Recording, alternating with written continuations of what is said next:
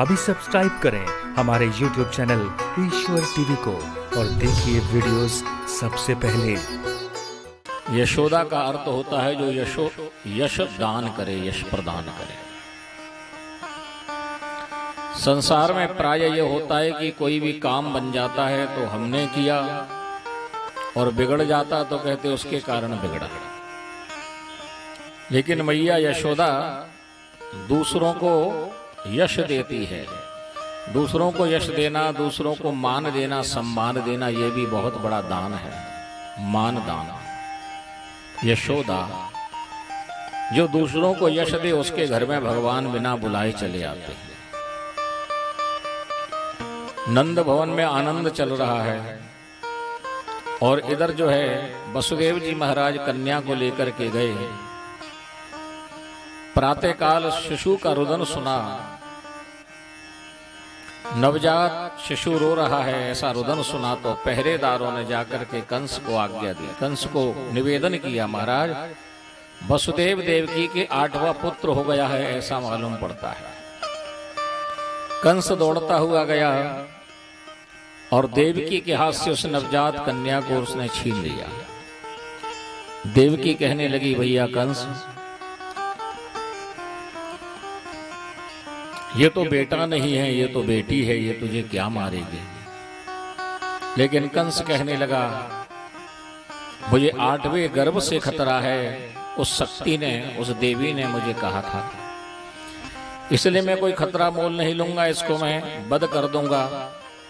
बाहर लेकर के आया, दोनों पैर पकड़ करके उसको एक शिलाखंड पर पटक दिया। जैसे 6 पुत्रों को मारा था, ऐसे उसको भी पटक दिया। लेकिन जैसे उसने नीचे पटकने का प्रयास किया, वो उसके हाथ से छूट गई, और छूट करके नीचे की जगह ऊपर आकाश में उड़ गई। आकाश में पहुंच करके उनका स्वरूप ही बदल गया। दिव्य अस्त्र अंग राग लेप रत्नाभरण भूषिता, धनु शूलेषु चर्माशि शंख चक्र गदाधर, सिद्ध चारण गंधर्व अप्सरा किन्नर उरगे, उपाहतो रूपलेभि स्तूये मानेदं ब्रवीत।